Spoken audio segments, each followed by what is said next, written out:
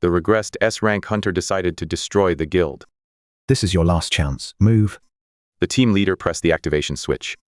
Light began gathering at the tip of the cutting device. It wasn't designed to fire immediately. The light had to charge first, then the switch had to be pressed again to release the cutting force. At that moment, the massive monster violently yanked its limbs. Arg. The last candidate was dragged toward the echo core. One of the monster's limbs was wrapped around both his waist and one thigh. Even the securing strap from his waist gear had wound twice around the limb, binding him tightly in place. The candidate's body blocked the space between the cutting device and the core.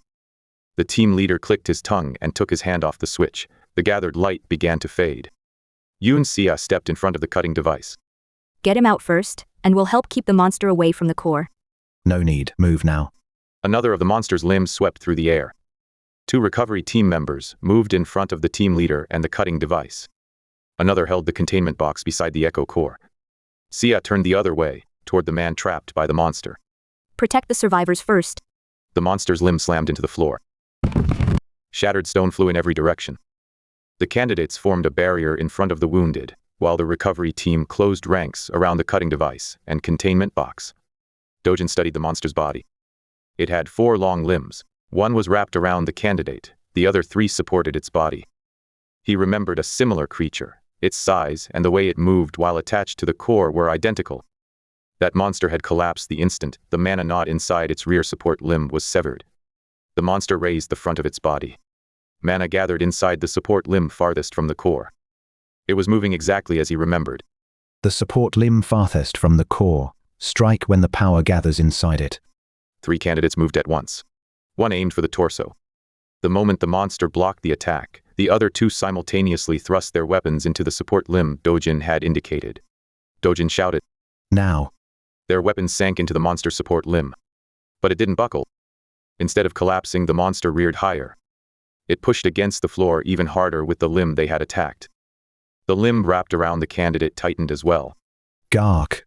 His weapon fell from his hand. His body was dragged right up to the core. Dojin immediately raised a hand. Stop. The candidates broke off their attack. Dojin spoke loudly enough for everyone to hear. My judgment was wrong. Forget what I just said. The team leader gave a short, derisive laugh. Your judgment nearly got him killed. Stand down. Dojin didn't answer. Nor did he search his memories of his past life any further. He focused solely on the mana moving before his eyes. Power shifted among the 3 support limbs. Whenever one was attacked, the other 2 held up the body. In the instant all 3 were supporting it at once, the mana in the limb wrapped around the candidate briefly weakened. It lasted only a fraction of a second. Sia shouted over her shoulder. Move those 2 behind that boulder. 1 person, stay with them. One candidate hoisted the survivor with the injured leg onto his back and carried him behind the boulder. He immediately returned and slung the second survivor's uninjured arm over his shoulder. Once both were seated behind the rock, he took up position in front of them. Sia motioned to the remaining candidates. You 2 alternate attacks on the support limbs. I'll handle the torso. Don't touch the limb holding him. Yes. Sia rushed the monster and struck its torso. As it turned after her, the other 2 candidates slashed separate support limbs in succession. The monster's body wavered. Dojin confirmed the brief opening. Fall back. At Dojin's shout, all 3 scattered. The monster's counterattack slammed into empty ground. The recovery team was under attack as well. One of the monster's limbs swept past the echo core. The recovery team knocked it aside, but they made no attempt to attack the monster's torso. They only defended the cutting device in the team leader's hands and the containment box. Get it away from the core. The team leader shouted. One of the recovery team members struck the monster's torso hard, shoving it toward the candidates. Don't push it this way. The monster swung one of its support limbs at Sia as it was driven toward them. Sia blocked the tip with her weapon. Her arms were thrown back violently, but she held her ground. Dojin, what about the limb holding him? It still has power. The trapped candidate wasn't simply lying there either. The monster's limb was wrapped around his waist and one thigh. The securing strap from his waist gear wound twice over it before locking back into the gear.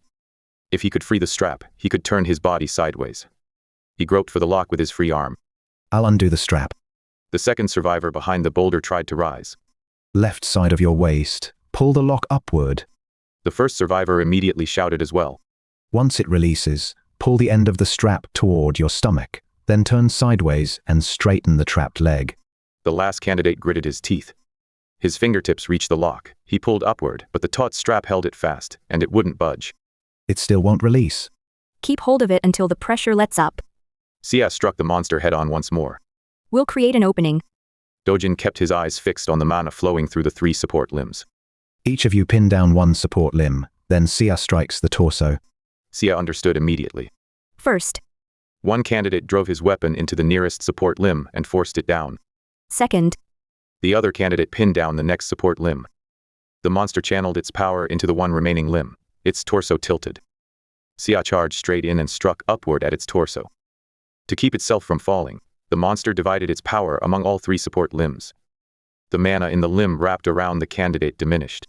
Now, Dojin shouted. The last candidate yanked the lock upward. The instant it released, he pulled the end of the strap toward his stomach. 1 loop. 2 loops. The strap came completely free of the monster's limb. He immediately twisted his shoulders and waist sideways. He straightened the trapped leg as well, narrowing his body. Pull him. Sia grabbed his arm. The other 2 candidates joined her. One grabbed his shoulder, while the other seized the ankle of his straightened leg. Together, the 3 pulled him toward the end of the monster's limb. The monster tightened its limb again.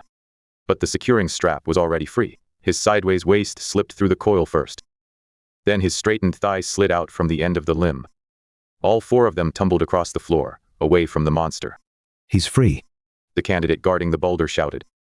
After telling the 2 survivors to stay down, he raised his weapon and ran toward the others. The monster lashed out with its empty limb. With the man it had been holding gone, its entire body turned toward the echo core. The section that had been hidden behind the candidate was exposed. A thick stream of mana connected the monster's torso to the echo core. That's the connection. Dojin pointed to it. Sever it now. The monster tried to wrap itself around the echo core. The instant the connection was exposed, the team leader raised the cutting device. This time no one stood in his line of fire. He pressed the activation switch. Light gathered once more at the tip of the device.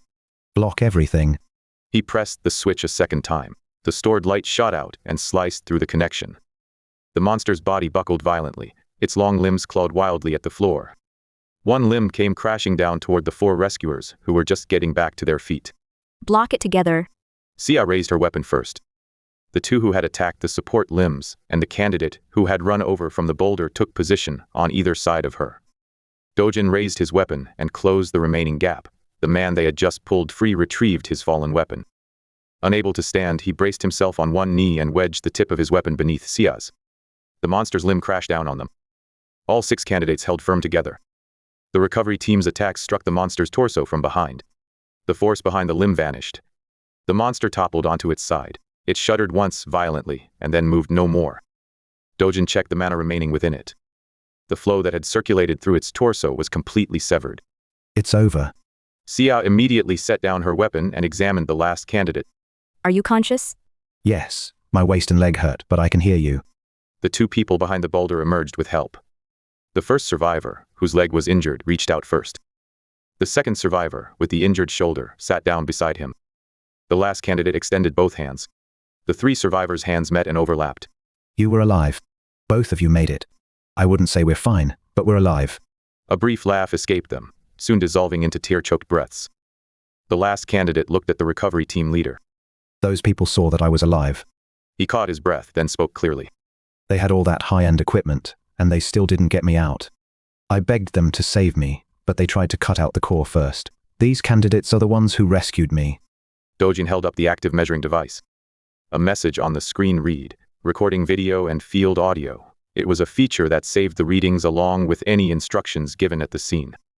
Another candidate checked the separate radio recording they had left running. Dojin spoke loudly enough for both devices to pick him up.